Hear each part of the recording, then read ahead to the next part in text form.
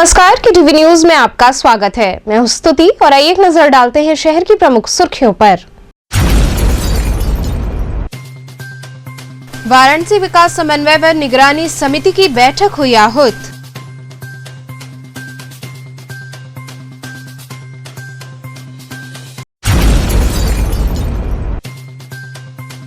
विशेषरगंज स्थित शीतला माता मंदिर में बाबा लाड भैरव का तिलकोत्सव हुआ संपन्न।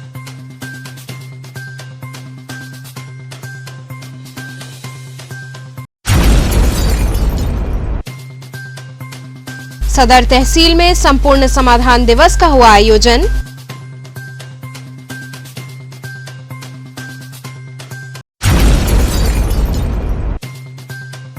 और एलटी कॉलेज परिसर में दिव्यांगजनों को सहायक उपकरण प्रदान करने हेतु परीक्षण शिविर का हुआ आयोजन। और अब खबरें विस्तार से। वाराणसी विकास समन्वय व निगरानी समिति की बैठक आहूत हुई। सर्किट हाउस के सभागार में वाराणसी विकास समन्वय और निगरानी समिति की बैठक आयोजित हुई। इस दौरान समाजवादी पार्टी के विधान परिषद सदस्य शत्रुद्र प्रकाश ने बताया कि ये बैठक बहुत ही महत्वपूर्ण बैठक थी। इस बैठक में स्मार्ट सिटी, जल निगम, जल प्रदूषण, ग्राम पंचायतों का काम, नगर निगम की भूमिका, अफसरों ने क्या कार्य किया, इन सभी मुद्दों पर चर्चा हुई। इस बैठक में मंत्री महेंद्र नाथ पांडे, जिला पंचायत अध्यक्ष पूनम मौर्य, MLC आशुतोष सिन्हा, विधायक सौरभ श्रीवास्तव इत्यादि लोग उपस्थित रहे। भारत सरकार की जो योजनाएं हैं, उन योजनाओं के लिए समीक्षा हेतु दिशा कमेटी बनाई है भारत सरकार के ग्रामीण विकास मंत्रालय, जिसके अध्यक्ष वाराणसी के सांसद के नाते माननीय यशस्वी प्रधानमंत्री श्री नरेंद्र मोदी जी हैं और मैं उपाध्यक्ष के नाते इस दायित्व में माननीय मोदी जी के ही निर्देश पर इस मीटिंग की अध्यक्षता करता हूं। उसमें भारत सरकार की जितनी भी योजनाएं हैं, उनकी कार्य प्रगति की समीक्षा और आगे की योजनाओं के बारे में जानकारी ली गई। बहुत ही अच्छे कार्य वाराणसी में संपन्न हुए हैं भारत सरकार की विभिन्न योजनाओं में, आगे भी होंगे। वाटर ड्रेनेज को लेकर नाराजगी दिख रही थी गंगा प्रदूषण इकाई की, क्या विशेष निर्देश आपके द्वारा दिया गया? कई जगहों पर वाटर ड्रेनेज और सीवर के लिंकअप की शिकायतें मिली हैं, उस पर कड़े निर्देश दिए गए हैं और उस पर एक बड़ा कदम उठाया गया है कि भविष्य में एक इस पर उच्च स्तरीय एक प्लान बनाया जाए। इसके लिए हमने निर्णय यहाँ लिया हम लोगों ने कि उत्तर प्रदेश में नगर विकास मंत्रालय के माध्यम से माननीय मुख्यमंत्री योगी आदित्यनाथ तक वो विषय भेजा जाएगा। कांग्रेस कैप्टन अमरिंदर का इस्तीफा, कांग्रेस में ये कैसा उथल पुथल? देखिए, वैसे तो यद्यपि ये कांग्रेस का अंदरूनी मामला है, लेकिन एक बार पुनः जैसा कैप्टन अमरिंदर ने अपना बयान दिया है कि हम लगातार ह्यूमिलिएट किए जा रहे हैं, लगातार अपमानित किए जा रहे हैं, वो इस बात को साबित करता है कि एक देश में लगातार खत्म होती पार्टी कांग्रेस, वह आज भी पारिवारिक दरबारी संस्कृति से उबर नहीं पाई है और उसका ये प्रमाण है कैप्टन अमरिंदर का इस्तीफा और उसका ह्यूमिलिएशन। अखिलेश कह रहे हैं कि 2022 रिपोर्ट कार्ड आने वाला है आपकी पार्टी की तरफ से, 2022 में क्या वो साबित हो सकता है जिसके लिए कल 4.5 साल का रिपोर्ट कार्ड आने वाला है बीजेपी की तरफ से? उत्तर प्रदेश की योगी आदित्यनाथ जी की अगुवाई की भाजपा सरकार ने 4.5 वर्ष में सेवा, विकास और मानव कल्याण के काम और माननीय प्रधानमंत्री मोदी जी के मार्गदर्शन में और उनके सहयोग से और ऊर्जावान मुख्यमंत्री योगी आदित्यनाथ जी की अगुवाई में इतने शानदार काम किए हैं। उन्हीं कामों को जनता के बीच में आज के युग के अनुसार संचार माध्यमों से बताने के लिए रिपोर्ट कार्ड सभी हमारे संबंधित लोग पेश कर रहे हैं और निश्चित तौर से हमारे उत्तर प्रदेश सरकार का गुड रिकॉर्ड और मोदी जी का जो उत्तर प्रदेश से नाता है और योगी जी की जो लगातार पहले हैं सेवा भाव है, जिस तरह वो कोरोना योद्धा की तरह खुद खड़े होकर मोर्चों पर खड़े रहे हैं और सारे किए गए विकास कार्य, कानून व्यवस्था पर उत्तर प्रदेश सरकार की जबरदस्त पकड़, 2022 में 2017 की तरह ही प्रचंड बहुमत से भाजपा की सरकार बनेगी। सपा और ये अनेक पार्टियां जो धांधली की राजनीति करती रही हैं, उन्हीं को ये सब चीज़ें ध्यान रहती हैं और उनको पता चल गया है कि आने वाले चुनाव में भाजपा फिर जीतेगी, तो जब उनको पता चल जाता है तो ये और ये पार्टियां चुनाव से पहले ईवीएम का रोना शुरू कर देती हैं, ताकि जनता ये महसूस करे कि ईवीएम का रोना उन्होंने शुरू कर दिया है। ये इस बात का प्रमाण है कि भाजपा जीत रही है। 2022 विधानसभा चुनाव के लिए क्या केंद्र बिंदु वाराणसी ही रहेगा? बनारस पूरे प्रदेश के 75 जिलों में भारतीय जनता पार्टी विकास और सेवा के कार्यों पर चुनाव लड़ेगी और बहुत शानदार सफलता पाएगी। देखिए, ये बैठक बहुत महत्वपूर्ण बैठक थी और वाराणसी विकास समन्वय और निगरानी समिति की बैठक है। और यहाँ पे जो महेंद्र पांडे जी हैं वो यहाँ आ जाते हैं मीटिंग की सदारत करने के लिए, मंत्री हैं। तो आज बैठक में स्मार्ट सिटी, जल निगम, जल प्रदूषण, सीवर, ग्राम पंचायतों का काम और नगर निगम की भूमिका, क्या विकास काम हुए, नलकूप लगे तो क्या लगे, कैसे लगे, अफसरों ने क्या किया, तो सारी की बैठक होती है। ये बैठक साल में 4 बार होनी चाहिए, लेकिन ये 4 बार नहीं बल्कि ये 1 बार मीटिंग करते हैं। 12 मीटिंग की जगह 1 मीटिंग। तो ये 1 मीटिंग करने से क्या होगा? इनको हर तीसरे महीने पे मीटिंग करनी चाहिए। अप्रैल में, फिर जुलाई में, जुलाई के बाद अक्टूबर में, फिर फरवरी में।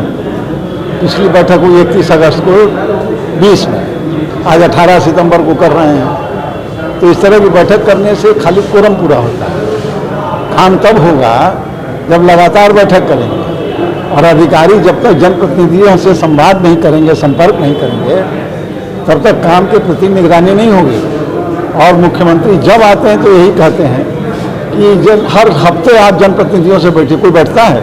कोई नहीं बैठता। तो ये मीटिंग है, 1 साल पहले जो व्यवस्था हुई है वो पूरी नहीं हुई है। अधिकारी जवाब देने की स्थिति में नहीं है, जानकारी तक नहीं उनको है। तो ये बनारस के लिए सबसे बड़ी बात है कि मनमाना जो विकास हो रहा है, इस विकास को जन भावना से जोड़ने की जरूरत है। आप विकास कर रहे हैं, जनता को पता ही नहीं है, जनता के प्रतिनिधियों को पता ही नहीं है। खाली आप कह रहे हैं हमने बड़ा विकास कर दिया, तो जनता को भी तो पता लगे कि आप क्या करने जा रहे हैं। तो प्रमुख रूप से शत्रुघ्न जी किस तरह की समस्याएं सामने आई और अधिकारियों को आपने समस्या यही है कि जो पैसा मिलता है उसका क्या उपयोग कर रहे हैं, ये जनप्रतिनिधियों को, जनता को पता होना चाहिए, पारदर्शिता होनी चाहिए। अभी पारदर्शिता नहीं है, ट्रांसपेरेंसी नहीं होनी चाहिए ना। विशेषरगंज स्थित शीतला माता मंदिर में बाबा लाड भैरव का तिलकोत्सव संपन्न हुआ। प्रतिवर्ष की भांति इस वर्ष भी परंपरागत तरीके से बाबा लाड भैरव का तिलकोत्सव विशेषरगंज स्थित शीतला माता मंदिर में संपन्न हुआ। भारी सुरक्षा व्यवस्था के बीच गाजे बाजे के साथ लाड सरैया से बाबा की झांकी सजाकर श्रद्धालु जय घोष करते हुए निकले। शोभा यात्रा विभिन्न मार्गों से होकर शीतला मंदिर पहुंची, जहां बाबा का तिलकोत्सव संपन्न हुआ। इस अवसर पर बाबा को अनेकों प्रकार के भोग अर्पित किए गए। इसके बाद सभी भक्तों में प्रसाद वितरित किया गया। समिति के अध्यक्ष हरिहर पांडे ने तिलक संपन्न कराया। उन्होंने बताया कि आगामी 20 सितंबर को परंपरागत तरीके से बाबा की बारात निकलेगी, जो शहर का भ्रमण कर लाड पर पहुंचेगी, जहां विवाह की रस्में संपन्न होंगी। आज बाबा का तिलकोत्सव कार्यक्रम था जो अनादिकाल से चला आ रहा है और इसी क्रम में दिनांक 20 सितंबर को बाबा का विवाह है। 21 सितंबर को बाबा की खिचड़ी एवं भंडारा है। यह हम लोगों का कार्यक्रम अनादिकाल से चला रहा है, हमारे पूर्वजों द्वारा चलता आ रहा है। हम लोग उसको जीवित रखे हैं। ये इनकी भगवान कपाल भैरव की कृपा है। सदर तहसील में संपूर्ण समाधान दिवस का आयोजन किया गया। संपूर्ण समाधान दिवस का आयोजन माह के प्रत्येक शनिवार को प्रदेश की सभी तहसीलों में किया जाता है। इसी कड़ी में शनिवार को गीलट बाजार स्थित सदर तहसील में संपूर्ण समाधान दिवस का आयोजन एसडीएम सदर नंदकिशोर कलाल तथा एडीएम सिटी गुलाबचंद के संयुक्त अध्यक्षता में किया गया। इस दौरान फरियादियों ने प्रार्थना पत्रों के माध्यम से अधिकारियों के समक्ष अपनी समस्याएं प्रस्तुत की, जिस पर अधिकारियों ने मामले को संज्ञान में लेते हुए जल्द निस्तारण करने का निर्देश विभागीय अधिकारियों को दिया। एलटी कॉलेज परिसर में दिव्यांगजनों को सहायक उपकरण प्रदान करने हेतु परीक्षण शिविर लगाया गया। अर्दिली बाजार स्थित एलटी कॉलेज परिसर में दिव्यांगजनों के सहायक उपकरण प्राप्त करने हेतु परीक्षण शिविर का आयोजन किया गया। दिव्यांगजनों की सहायता के उद्देश्य से ये कार्यक्रम आयोजित हुआ। इस दौरान चिकित्सकों की टीम ने परीक्षण किया और दिव्यांगजनों की आवश्यकता अनुसार सहायक उपकरण प्रदान करने हेतु फॉर्म भराया गया। विनय सादेजा जी, किस तरह का ये सेवा भावना कार्यक्रम है और उद्देश्य क्या है? ये जो कार्यक्रम रखा गया है वो काफ़ी अच्छा है, जिसकी मैं सराहना करता हूँ। यहाँ पे थोड़ी सी दिक्कत आ रही है कि लोगों के पास आय प्रमाण पत्र नहीं है, तो मैं कंटिन्यू यहाँ बैठ के सबका आय प्रमाण पत्र लिख के उनको दे रहा हूँ, जिनसे उनको बार बार दौड़ना न पड़े। ये आयोजन जो रखा गया है ये ऑनलाइन भी आवेदन लोग कर सकते हैं, पर जो ऑनलाइन आवेदन नहीं कर सकते हैं उनके लिए ये आयोजन रखा गया है, जिसके लिए मैं बहुत बहुत धन्यवाद दूंगा आयोजकों को। काफ़ी अच्छा ये रहा है। यहाँ पे विकलांग, वृद्ध लोग, जो गरीब हैं, जिन वो लोग के पास अपने स्वास्थ्य के अनुसार जो सामान खरीदने के लिए पैसे नहीं है, उसको यहाँ पर रजिस्ट्रेशन करके वो चीज़ उपलब्ध कराई जा रही है। और काफ़ी दूर दूर से भी लोग आ रहे हैं। उनके पार्षद लोग उनके आय प्रमाण पत्र लिखने के लिए नहीं है, तो सबका लिख के दे रहे हैं। कार्यक्रम है क्या ये बेसिकली ये है कि जो विकलांग है, जो वृद्ध हैं, उनके सहयोग के लिए ये कार्यक्रम रखा गया है। तो यहाँ किस तरह से उनकी सहायता की जा रही है? रजिस्ट्रेशन हो रहा है। रजिस्ट्रेशन होने के बाद उनका जांच हो रहा है। जांच में अगर उनको चश्मे की आवश्यकता हो रही है तो चश्मा दिया जा रहा है, व्हील चेयर दिया जाएगा, कान की मशीन दी जाएगी। जो भी वृद्ध और विकलांगों को आवश्यकता है और जो उसके लायक है, जो उसके योग्य है, उनको यहाँ पे वो सारी चीज़ें उपलब्ध कराई जाए। महमूदगंज की क्षतिग्रस्त सड़कों के चलते लोगों को परेशानियों का सामना करना पड़ रहा है।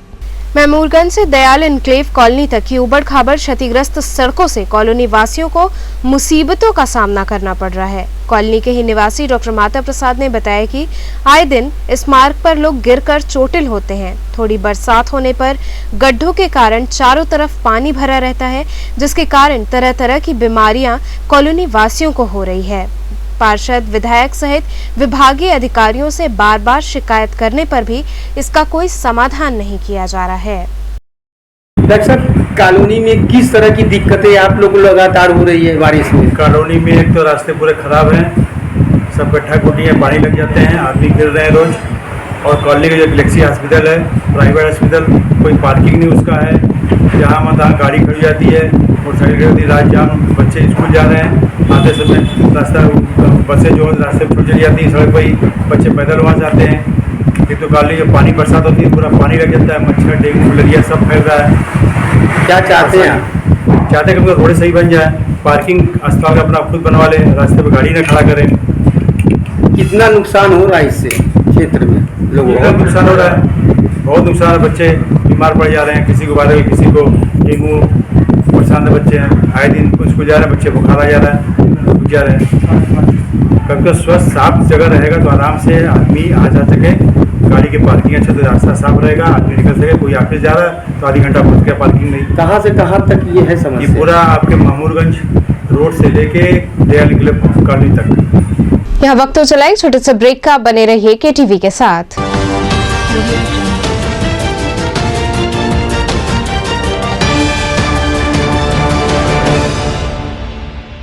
खबरों से जुड़े रहने के लिए हमारे चैनल KTV वाराणसी को सब्सक्राइब करें और लेटेस्ट अपडेट्स के लिए बेल आइकन को प्रेस करें।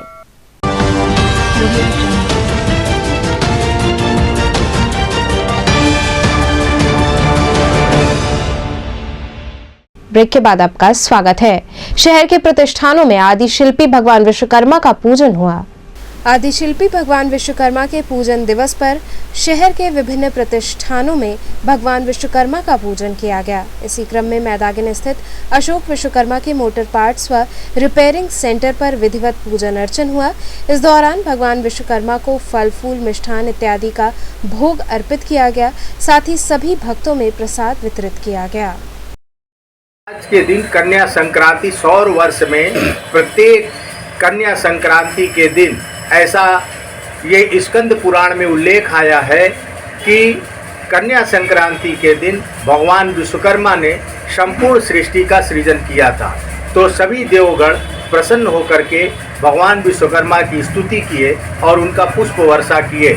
तो यह पृथ्वी दिवस के रूप में सभी मानव प्राणी भगवान विश्वकर्मा की पूजा करते हैं और उन्हें देवता के रूप में पूजते हैं, क्योंकि देवगणों ने भी उनकी स्तुति की और उन्हें देव शिल्पी और देवता का दर्जा प्राप्त हुआ।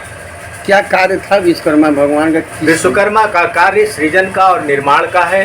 देवलोक से लेकर के मानव लोक तक में भगवान विश्वकर्मा ने संपूर्ण सृष्टि के लिए, संपूर्ण जगत के लिए, संपूर्ण मानव समाज के लिए, देवलोक के लिए अनेक प्रकार के अद्भुत रचना का निर्माण किया, सृजन का कार्य किया। भगवान विश्वकर्मा की जो संततियां हैं, उनके वंशज हैं, देश और समाज के विकास में, सर्व समाज के विकास में अपना महत्वपूर्ण योगदान करते चले आ रहे हैं। गोला दीनानाथ व्यापार मंडल व केसरवानी समाज द्वारा गणेश षष्ठी के उपलक्ष्य में विविध अनुष्ठान किए गए।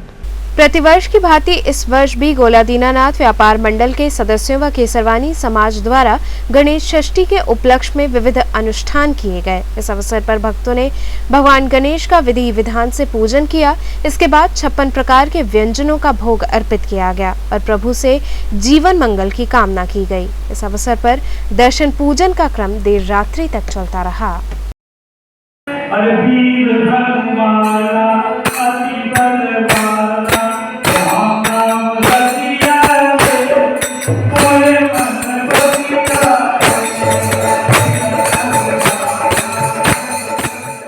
अनिल जी, किस तरह का कार्यक्रम संपन्न हो रहा है? प्रत्येक वर्ष भादों के महीने में यह हमारी परंपरा शायद 50-60 साल पहले से है कि भादों के महीने में गणेश जी का छठी कार्यक्रम मनाया जाता है। तो हम सब बड़े धूमधाम से गोला दीनानाथ से पूरा 56 भोग वहीं तैयार होता है और वह एक सब पहले तो हम लोग गाजे बाजे के साथ आते थे, लेकिन पिछले 2 वर्षों से बरसात हो जाने के कारण हम सब ऐसे ही यहाँ पर आते हैं और भगवान का दिव्य 56 भोग से श्रृंगार उनका आरती होती है और भोग लगता है। और भोग के उपरांत बाजार के सारे जो दुकानदार हैं वो सब यहाँ आते हैं और हमारे सांस्कृतिक कार्यक्रम में भाग लेते हैं। हर वर्ष हम लोग कोई ना कोई नया नया कार्यक्रम करते रहते हैं। इस बार हम लोगों ने यह निर्णय लिया कि अपना गोला दीनानाथ दीनबंधु दीनानाथ के नाम से, महावीर जी के नाम से है, तो उसी उपलक्ष्य में इस बार हम लोग जो है सुंदरकांड के साथ यहाँ पर श्रृंगारोपरांत ये पाठ एक साथ सब कर रहे हैं ताकि सुख समृद्धि सबके पास आवे।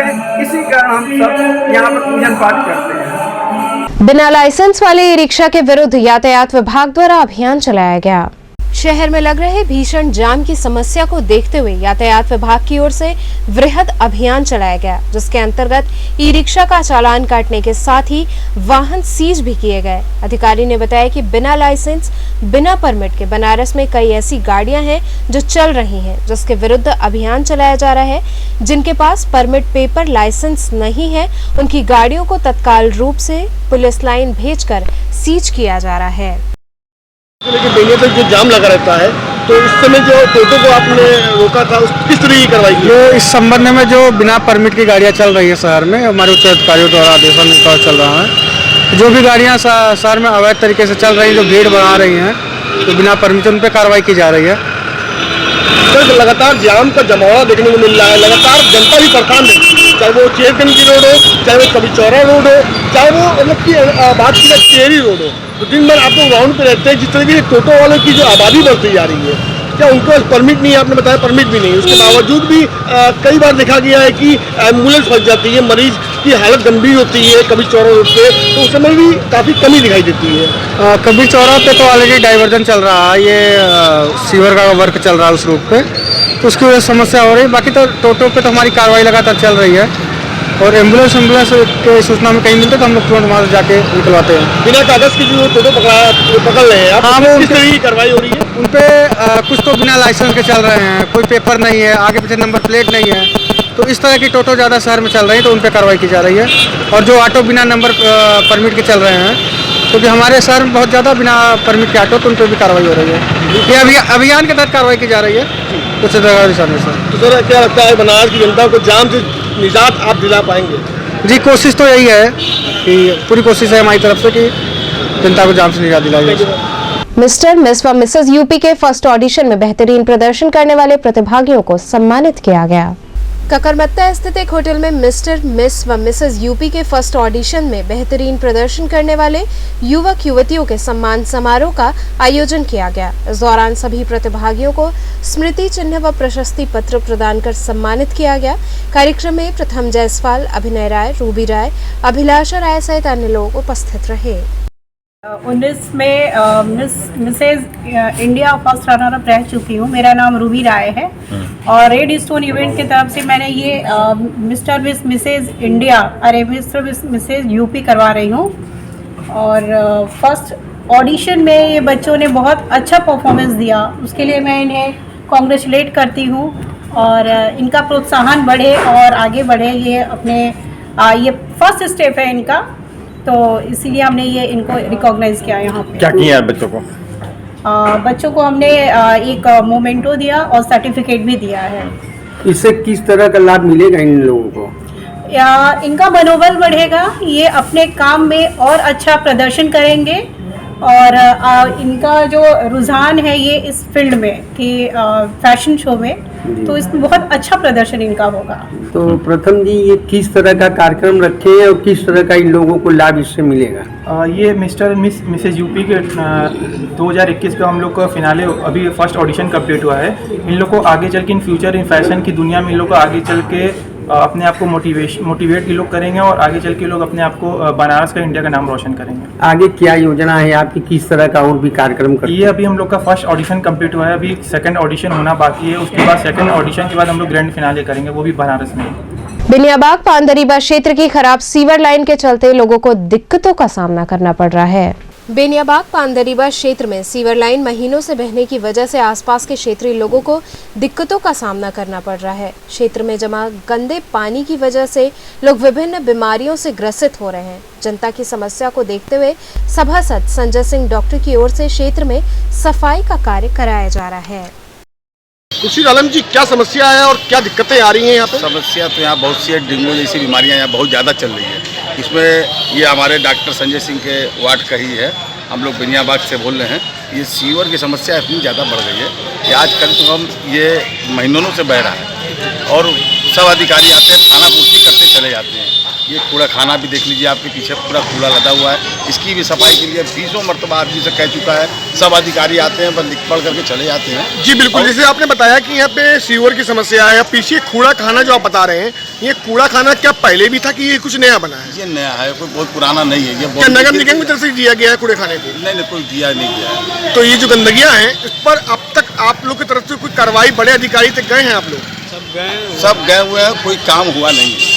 और ये नगर निगम की पूरी लापरवाही है, गाड़ी आती है, बस कूड़ा हल्का फुल्का उठाते हैं और चले जाते हैं। ये कौन सा मोहल्ला आता है? ये आपको बेनियाबाग आता है। थाना चौकी कौन सी आती है? चेतगन आता है। अच्छा, तो यहाँ के जो नगर आयुक्त हैं, उनसे आप क्या कहना चाहेंगे? हमारी एक शिकायत है उनसे कि ये इसको पहले साफ सफाई रखें और सीवर लाइन के लिए पूरी मांग उनसे हो रही है कि सीवर लाइन नहीं लग जाए। जी बिल्कुल, जहाँ एक तरफ हमारे माननीय मुख्यमंत्री जी लगातार डेंगू को लेके और कोरोना ऐसी तीसरी लहर को लेके जनता को जागरूक कर रहे हैं, इस पर क्या कहना चाहेंगे आप? तो क्या कहना जाए, वो तो अभी पूरा सफाई अभियान चालू किया हुआ, मगर यहाँ काम होता नहीं है जी। और यही शिकायत हमारी है कि वो अपना काम भी कराए, क्षेत्रीय अपना देखें, संसदीय क्षेत्र के वहाँ क्षेत्र के लोगों को यहाँ पे परेशानियाँ हो रही हैं कि नहीं हो रही? बहुत ज़्यादा परेशानी हो, चलने में देखिए पैर पूरा गंदा हो गया, इतना कीचड़ लगा हुआ है, कैसे चले? कितने दिनों से यहाँ पे है? अरे करीब महीनों से चल रहा है जी। अच्छा, अगर ये समस्या का समाधान नहीं निकलता है तो आप कहाँ तक जाएंगे? हम आगे तक जाएंगे, कुछ अधिकारी तक जाएंगे जी। ये संजय सिंह डॉक्टर का ही क्षेत्र है, उन्हीं के नीति में पूरा काम ये हम लोग देखा जा रहा है। तो चलते चलते पुनः एक नजर डालते हैं शहर की प्रमुख सुर्खियों पर। वाराणसी विकास समन्वय व निगरानी समिति की बैठक हुई आहूत।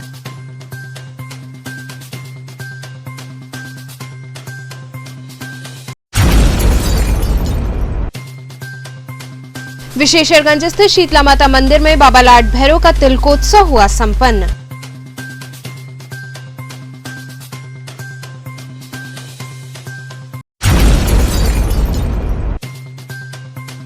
सदर तहसील में संपूर्ण समाधान दिवस का हुआ आयोजन।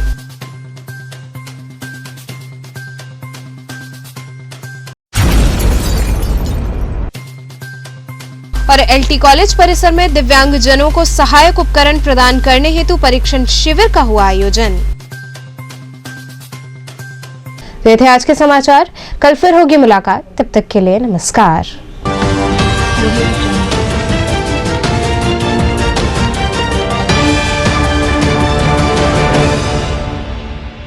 खबरों से जुड़े रहने के लिए हमारे चैनल KTV वाराणसी को सब्सक्राइब करें और लेटेस्ट अपडेट्स के लिए बेल आइकन को प्रेस करें।